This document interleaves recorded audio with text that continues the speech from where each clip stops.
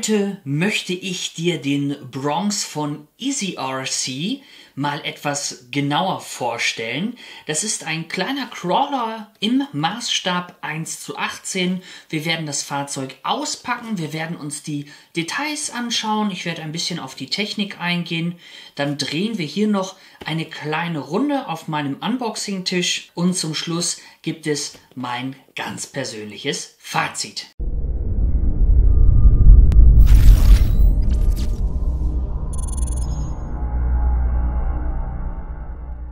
Hallo und herzlich willkommen hier zu einem neuen Video auf meinem Kanal World Control RC. Schön, dass du mit dabei bist.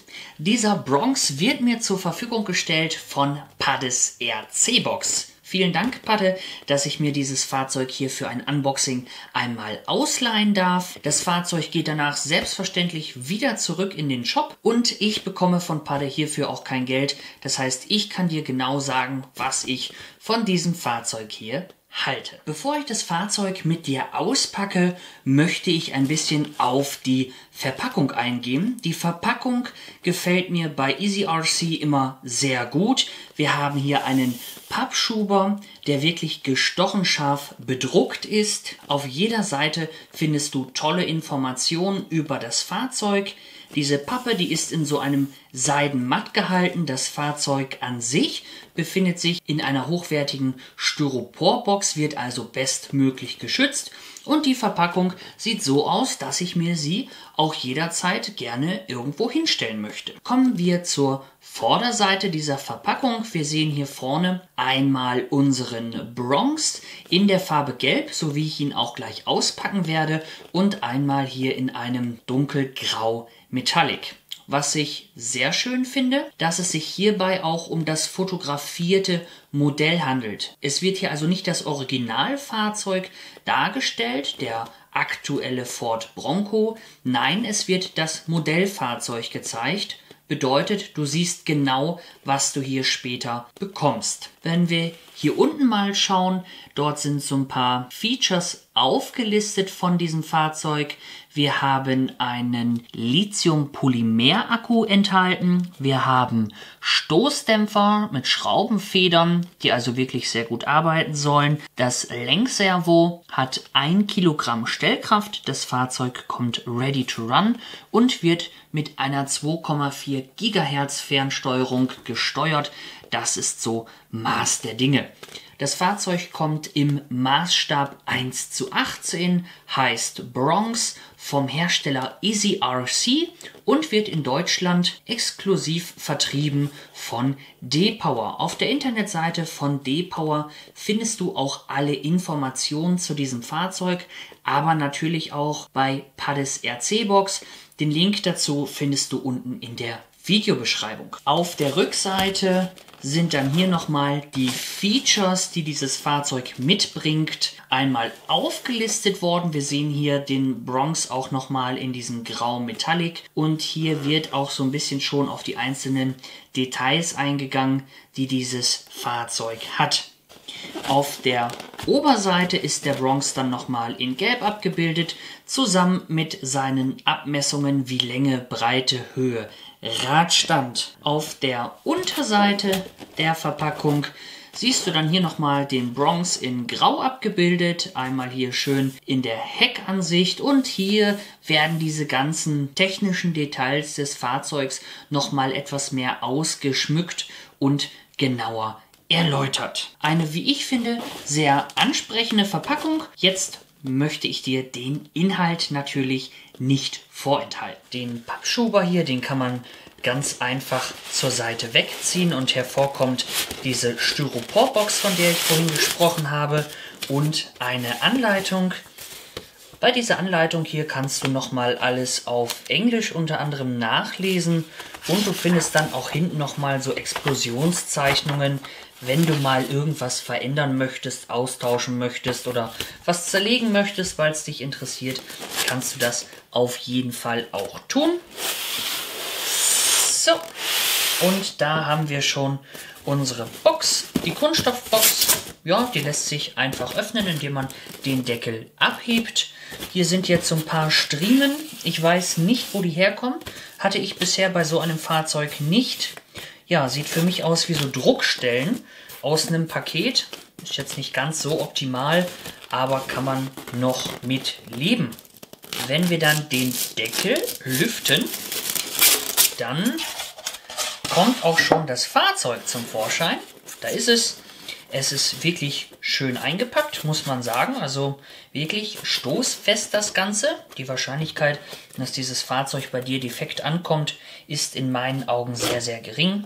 Wir schauen mal, was alles drin ist. Wir haben hier natürlich den Bronx mit dabei. Aufkleber hier in so einem Tütchen. Je nachdem, in welchem Land du gerade unterwegs bist, kannst du hier das Kennzeichen ändern. Wir haben so ein bisschen was Amerikanisches mit dabei, aber auch was Europäisches. Je nachdem, was dir beliebt. Einen D-Power-Aufkleber, natürlich. Hier in diesem, ja, was ist das? In dieser weichen Folie, die ist so ein bisschen, ja, gepolstert, so ein bisschen weicher, ist die Fernsteuerung enthalten. Die haben wir hier. Und nochmal so ein kleines Beutelchen. Und da haben wir bei ein Ladegerät einen Akku. Das ist ein 2S LiPo-Akku mit 380 Milliampere. Der sollte dir so circa 30 Minuten Fahrspaß bringen. Und hier nochmal so ein Radkreuz, damit du die Räder auch mal runternehmen kannst, wechseln kannst, was auch immer du machen möchtest. Das war der komplette Inhalt der Verpackung. Jetzt schauen wir uns den Bronx mal im Detail an. Beginnen möchte ich hierbei mit der Farbe. Auf den ersten Blick könnte man meinen, dass es sich um durchgefärbtes Kunststoff in Gelb handelt. Das ist auch richtig, daraus besteht diese Karosserie.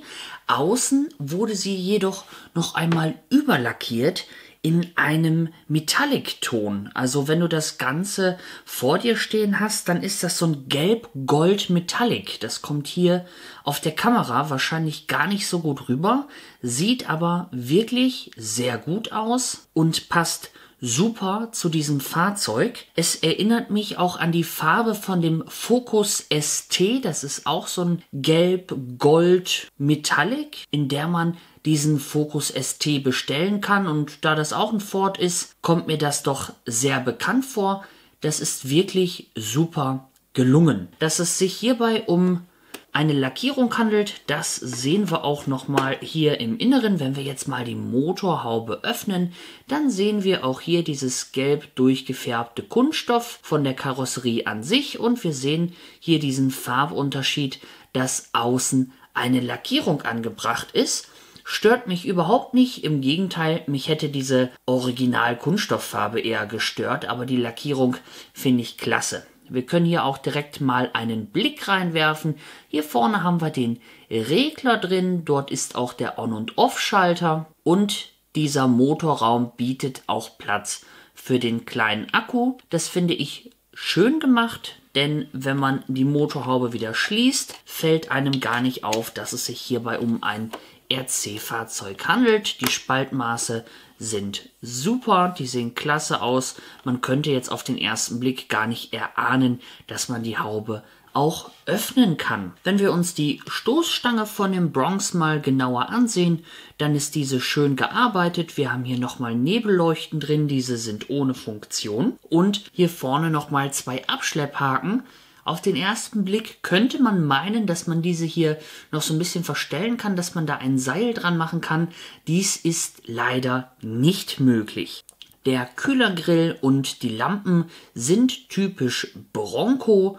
Von der Form her wirklich sehr gut getroffen. Da wir hier kein lizenziertes Modell haben, fehlt natürlich das Bronco auf dem Kühlergrill. Das ist aber kein Problem. Wer möchte, kann da ja sich selber so ein bisschen was zaubern. Was ich etwas enttäuschend finde, sind die vorderen Scheinwerfer. Von der Form her sind die sehr gut gelungen. Man kann auf alle Fälle sehen, dass es der Bronco ist. Allerdings finde ich das Glas nicht so schön gemacht. Hier ist ja so ein Gitter einfach drin. Ja, weiß ich nicht. Das hätte man sicherlich anders lösen können. Man darf aber auch hier den Preis nicht vergessen. Dieses Fahrzeug ist nicht sonderlich teuer. Hätte ich mir dennoch gewünscht, dass das ein bisschen mehr dem Original nachempfunden wäre. Wenn wir jetzt hier oben mal so ein bisschen weitergehen über die Kotflügel, sehen wir hier auch ein ganz wichtiges Detail, was der neue Bronco auch hat. Was das allerdings ist, das kann ich dir nicht sagen, das weiß ich nicht. Wenn du das weißt, dann schreib das doch gerne unten mal in die Kommentare. Das würde mich sehr interessieren. Ich hätte jetzt gesagt, dass man hier vorne vielleicht so ein Seil dran machen kann und hier oben dann auch nochmal, wie man das bei manchen Geländefahrzeugen macht, um Äste besser im Gelände hier über das Auto streifen zu lassen. Ich weiß es nicht. Schreibt mir das doch gerne mal in die Kommentare. Wenn wir jetzt hier bei der Front bleiben und uns das Ganze noch so ein bisschen anschauen, dann sehen wir hier auf alle Fälle nochmal 2 Scheibenwischer. Diese stehen jetzt nicht optimal. Ich möchte jetzt hier nichts abbrechen, aber ich denke, dass man die auch noch ein bisschen besser positionieren kann. Wir haben 2 Außenspiegel. Diese sind fest und diese haben auch ein tolles Spiegelglas, welches auch wirklich spiegelt. Bedeutet, hier ist nicht einfach irgendwas silber angemalt worden oder einfach eine silberne Folie aufgeklebt worden. Nein, das ist ein silbernes Spiegelglas und das sieht für mich auch sehr hochwertig aus. Hier vorne, das ist sehr charismatisch beim Bronx und auch beim Bronco, dass wir hier dieses durchgängige Kunststoffband haben. Das ist ebenfalls schön nachempfunden und auch die Wischwasserdüsen sind hier nochmal drauf. Ein, wie ich finde, wirklich schönes Detail. Wenn wir das Fahrzeug hier so ein bisschen drehen, kommen wir zur Seitenansicht des Bronx und hier ist eigentlich alles dabei, was man braucht. Die eben erwähnten Spiegel, die Form sieht soweit gut aus. Wir haben hier Kunststoff, Kotflügelverbreiterungen, die sind nicht in der Karosserie mit drin, sondern ja, das sieht aus wie so ein Gussteil sozusagen mit dem Radkasten. Das ist wirklich schön gemacht. Hier vorne nochmal so ein bisschen ein Trittbrett oder so. Gefällt mir auch sehr gut. Hier die Türgriffe, die dürfen natürlich auch nicht fehlen. Und hier sehen wir auch nochmal so ein bisschen schon die Heckleuchte, genau wie beim Original auch. Was ich ein bisschen schade finde, dass man die Türen nicht aufmachen kann, aber irgendwo muss man da auch die Kirche im Dorf lassen. Es ist dennoch ein sehr, sehr detailreiches Fahrzeug geworden. Was ich dir ganz, ganz schwierig nur zeigen kann, das ist der Innenraum. Da musst du mir jetzt mal so ein bisschen vertrauen, wenn man hier reinschaut. Wir haben hier natürlich klare Scheiben und wenn ich da einen Blick hineinwerfe, dann ist das Armaturenbrett dem Original auch nachempfunden. Wir haben jetzt zwar keine Aufkleber beim Tacho und es ist auch nichts irgendwie farblich nochmal abgesetzt, aber das Armaturenbrett entspricht in der groben Form dem Original genauso wie das Lenkrad. Wenn man das mit dem Originalfahrzeug vergleicht, dann sind auf alle Fälle Ähnlichkeiten vorhanden. Eher geringere Ähnlichkeiten sind dann bei den Sitzen. Ich bin froh, dass wir hier 5 Sitze drin haben und auch hier vorne noch so eine Mittelarmlehne.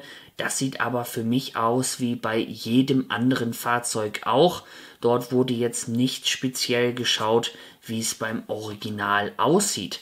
Dennoch ein schöner Innenraum und wer handwerklich ein bisschen geschickt ist, der kann hier sicherlich auch noch eine Fahrerfigur einsetzen und ein paar Scale-Artikel platzieren. Sieht bestimmt auch nochmal ziemlich cool aus und wertet dieses Fahrzeug dann auch nochmal auf. Kommen wir zum Heck des Bronx. So sieht das Ganze aus. Wir haben hier ein vollwertiges Ersatzrad. Das ist genauso weich wie die normalen Räder auch.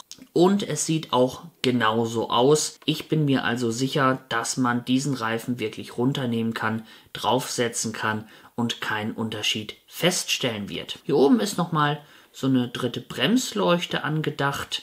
Und hier sehen wir nochmal Scharniere, dass man dann wie beim Original zum Beispiel hier irgendwie die Heckklappe öffnen kann oder die Scheibe separat. Das ist jetzt hier nicht möglich. Dann sehen wir hier noch die beiden Heckleuchten.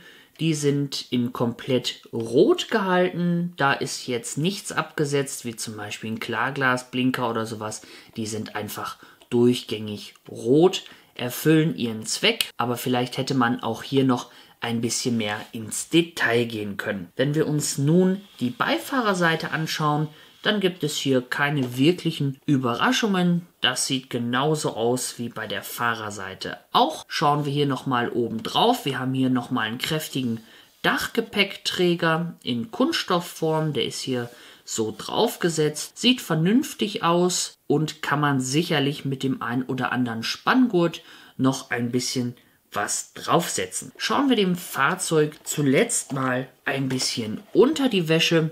So sieht das Ganze von unten aus. Für mich sieht das aus wie ein ganz klassischer Crawler. Wir haben hier zwei Starrachsen, einmal vorne und hinten befestigt über diese Vierlenker, so wie man es auch von jedem klassischen Crawler derzeit kennt. Verbunden ist das Ganze mit diesen Antriebswellen bzw. Kardanwellen, dass wir auch hier einen Allradantrieb haben. Und hier vorne ist auch nochmal so eine Lenkstange, wo dieses kleine Lenkservo mit dem 1 Kilogramm Stellkraft befestigt ist, so dass wir eine zuverlässige Lenkung im Gelände haben. Das Ganze ist aufgebaut hier wie ein Leiterrahmen und dieses Profil von dem Leiterrahmen hätte ich jetzt auf den ersten Blick gesagt, ist Kunststoff und fühlt sich auch nach Kunststoff an. Die Schraubenfedern funktionieren sehr gut, sie machen einen sehr weichen Eindruck. Diese dürften im Gelände gut performen, genauso wie hier die Reifen, die sind schön weich, aber nicht zu weich. Das sollte sehr gut hinhauen.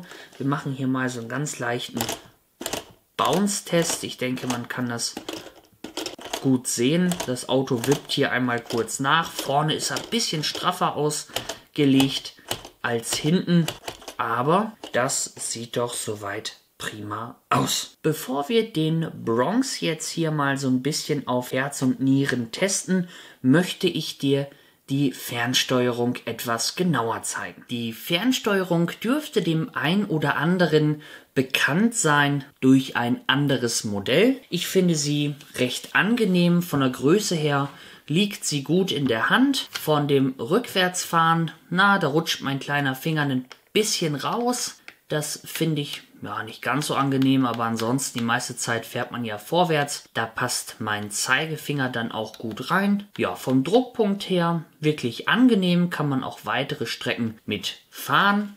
Wenn wir jetzt hier uns mal das Lenkrad so ein bisschen anschauen, da bemängel ich ja immer so ein bisschen, dass diese Felge meistens von irgendeinem Rennwagen kommt, auch wenn man sich jetzt gerade einen Crawler gekauft hat. Bei dem Bronx finde ich es eigentlich in Ordnung. Es ist eine moderne Felge und hier drin ist auch nochmal so eine Bremsscheibe zusammen mit so einem Bremssattel. Dieses Lenkrad hier ist nur befestigt mit so einer kleinen Schraube. Da würde ich, glaube ich, beigehen, diese Schraube einmal lösen und mir dann hier im Hintergrund diese Bremsscheibe einmal silber anmalen und den Bremssattel rot. Interessiert eigentlich keine Sau. Ich fände es, glaube ich, ganz cool. Ansonsten klassische Kunststofffernbedienung. Hier unter dem Deckel können wir noch so ein bisschen was einstellen. Dort befindet sich die Trimmung und der On-Off-Schalter. Alles so, wie man es kennt. Was mir gut gefällt, dass wir hier so ein Moosgummi drauf haben auf der Lenkung und dass ich diese hier auch mit einer Hand steuern kann. Gerade wenn ich Videos mache, ist das dann sehr angenehm. Oder auch wenn du dann mal unterwegs sein solltest mit diesem Fahrzeug hier, dann kannst du das mit einer Hand steuern. Das finde ich wirklich ganz cool gemacht. Zudem sorgt natürlich dieses Moosgummi dafür, dass es sich A besser anfühlt und B, dass du da nicht so schnell abrutscht. Zum Batterien einlegen kannst du hier unten diese Klappe einfach nach hinten hinwegziehen. Und das habe ich so bisher noch nicht gesehen. Da kannst du dann hier einmal diese Klappe öffnen. Zack. Um dann an deine Batterien zu kommen. Hier habe ich jetzt welche eingelegt. Die sind im Lieferumfang nicht enthalten, aber die sitzen wirklich gut fest drin. Wenn wir das jetzt mal wieder zusammendrücken, zack, dann sitzen die da wirklich sauber. Da dürfte es gar keine Kontaktprobleme geben. Zum Schluss setzen wir die Klappe wieder drauf und dann können wir die Fernsteuerung einschalten. Wie gezeigt, machen wir das hier oben. Und da gibt es eine Sache, die fällt mir auf. Wer diese Fernsteuerung kennt, der wird das schon wissen. Hier vorne sieht die Fernsteuerung aus wie eine Fahrzeugfront. Und hier kommen dann zwei Frontscheinwerfer. Die blinken jetzt gerade, weil er sich jetzt gerade hier mit dem Fahrzeug koppeln möchte. Diese leuchten normalerweise durchgängig. Wofür diese Funktion gut ist oder ob sie einfach nur ganz lustig aussieht, das bleibt jedem selbst überlassen. Vielleicht kann sie mal helfen, im Dunkeln einen Akku ins Fahrzeug einzulegen. oder das Fahrzeug ein- und auszuschalten. Aber ansonsten wüsste ich jetzt nicht wirklich eine praktische Funktion für diese beiden LEDs hier drin. So viel zur Fernsteuerung. Kommen wir jetzt zu einer kleinen Probefahrt hier auf meinem Unboxing-Tisch. Die wichtigsten Eigenschaften eines Crawlers sind die Geländeeigenschaften. Hier bin ich sehr positiv gestimmt, denn ich hatte von EasyRC auch mal den Patriot auf dem Tisch und der hat mir sehr gut gefallen. Für seine Größe hatte der wirklich eine tolle Performance und dasselbe Chassis sollte auch hier drunter stecken, nur halt mit der Bronx-Karosserie. Von daher schauen wir uns das Ganze mal an. Wir haben hier natürlich eine voll proportionale Fernsteuerung. Die Lenkung, das funktioniert schon mal gut. Ich lasse mal los zwischendurch. Ja, das ist in Ordnung. Feinfühlig. Ja, das auf jeden Fall. Jetzt geben wir mal vorsichtig Gas. Ich hoffe, du kannst das hier so ein bisschen sehen. So, und das macht er wirklich gut. Jetzt kommt die Verschränkung zum Tragen. Haha, sieht von dieser Seite sehr, sehr cool aus. Ha! Also das ist für dieses Fahrzeug gar kein Problem. Wir fahren hier nochmal ein bisschen rückwärts. Also Hantelscheiben kommen jetzt in der freien Natur auch recht wenig vor. Aber dafür macht er das wirklich gut.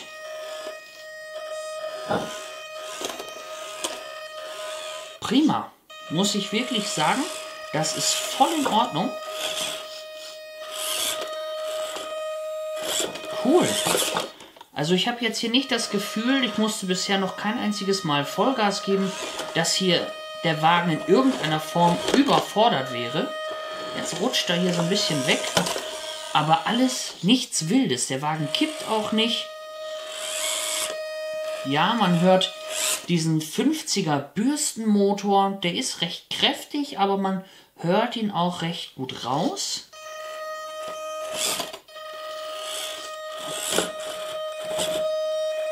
So. Jetzt hatte ich kurz gedacht, ich hätte mich mal festgefahren. Habe ich aber gar nicht. Ich muss gestehen, der fährt ein bisschen besser, als ich dachte. Da kommt direkt das Spielkind wieder durch. Also das macht er toll und er fühlt sich gut an. Es sieht auch realistisch aus, finde ich, wenn er jetzt hier so drüber fährt. Ne, wenn man das so ein bisschen langsam macht. Doch. Hey, muss ich ganz ehrlich sagen, hätte ich jetzt gar nicht gedacht. Zack. Zack. Na komm. Aha. Also hier mit den Hantelscheiben hat er gar kein Problem. Ich bin mir sicher, dass wenn du damit unterwegs sein solltest, mit so leichtem Schotter und sowas oder Kies oder ja, irgendwie so leichtes Geröll, dass er sich da ganz gut zu Hause fühlt. Man muss natürlich immer schauen, wie ist der Maßstab. Du kannst jetzt nicht erwarten, dass du hier über Felsen fährst, die 40 cm hoch sind oder so. Das sind Sachen, die würden auch zum Maßstab her nicht passen. Deswegen sollte man das immer in Relation sehen. Und wenn du dir was aussuchst, was vom Maßstab her gut zu das Fahrzeug passt, und wo du sagst, das könnte der echte auch schaffen, dann bin ich mir sicher, dass dieser Kleine das hier auch schaffen wird. Das Einzige, was ich wirklich nicht so schön finde, muss ich wirklich sagen, das ist, dass die vordere und hintere Beleuchtung angeht, wenn ich fahre. Aber im Stand ist sie komplett aus. Das heißt, ich muss Gas geben. Wenn ich vorwärts fahre, leuchtet sie vorne. Da ist er hinten aber tot. Wenn ich jetzt rückwärts fahre, dann geht sie hinten an. Das war's dann aber auch. Das sind so Sachen, ja okay, man muss sich den Preis immer anschauen. Wie gesagt, der Wagen ist nicht besonders teuer, dafür bietet er wirklich schöne Features. Aber das ist etwas, das würde mich persönlich doch massiv stören, weil ich bin auch jemand, der gerne halt diese Fahrvideos aufnimmt und dir zeigen möchte, wie diese Wagen im Gelände performen. Und wenn dann das Licht so ist, ja, man kann das Video schneiden, aber irgendwie Ja, ein richtiges Auto hat an der Ampel auch Licht an, das geht dann auch nicht aus. Das Auto an sich geht aus, aber das Licht bleibt an. Ja, das hätte ich dann doch sehr schön gefunden. Was man jetzt hier in der Preiskategorie nicht erwarten darf, sind Blinker. Dennoch wäre es schön gewesen. Blinker haben wir hier aber nicht verbaut. Und das Licht hier, das können wir auch nicht separat schalten. Normalerweise kennt man das ja hier von diesem Knopf. Das ist hier ein blinder Knopf. Da tut sich nichts. Zu guter Letzt mein ganz persönliches Fazit zum Bronx von EasyRC. Dinge, die ich mag bzw. nicht mag am Bronx. Beginnen wir mit den positiven Teilen. Du bekommst für dein Geld eine tolle, stabile Verpackung, wo ich wirklich ein großer Fan von bin, mit diesem tollen Pappschuber hier, den man sich auch gerne mal in die Ecke stellen kann. Dann ein wirklich schönes Fahrzeug, was tolle Details hat, was wirklich klasse lackiert ist und was mit so ein paar Kleinigkeiten deutlich aufgewertet werden kann, wie zum Beispiel hier einem Bronco-Schriftzug, einer Fahrerfigur und dem ein oder anderen Scale-Material oben auf dem Dach. Überraschend finde ich auch die Geländeperformance von diesem Fahrzeug. Für den Maßstab ist das wirklich eine sehr gute Performance. Der Kleine hier, der braucht sich auf gar keinen Fall verstecken. Der fährt bei jedem anderen Crawler in diesem Maßstab mit. Dinge, die mir leider nicht gefallen, sind unter anderem die Scheinwerfer. Diese sehen einfach nicht realistisch aus, die Form ja, aber das Glas absolut nicht, vorne wie hinten. Und für mich ein No-Go, was ich wirklich leider sagen muss, das ist, dass die Scheinwerfer vorne nur angehen, wenn man vorwärts fährt und hinten nur, wenn man rückwärts fährt.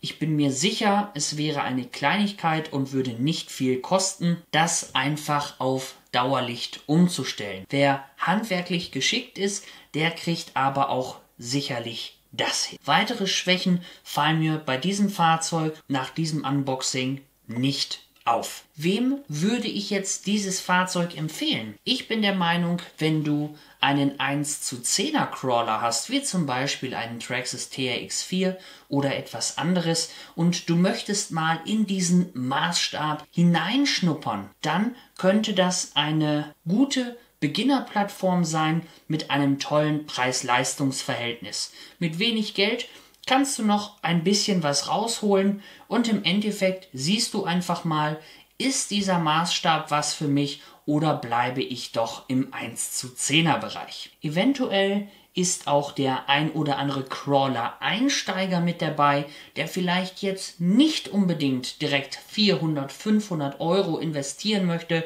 sondern sagt, ey komm, ich möchte mal hier ein bisschen auf dem Teppich bleiben, ich möchte mal schauen, ob Geländefahren so wirklich was für mich ist. Ich schnall mir dieses Fahrzeug hier nach der Arbeit einfach mal unter die Arme und gehe mal so ein bisschen in den Wald und schau mal, ob ich sowas auch für mich entdecken könnte. Was hältst du vom Bronx? Das interessiert mich jetzt natürlich. Schreib es unten in die Kommentare. Hast du Erfahrungen mit dem Fahrzeug? Hast du vielleicht selber einen?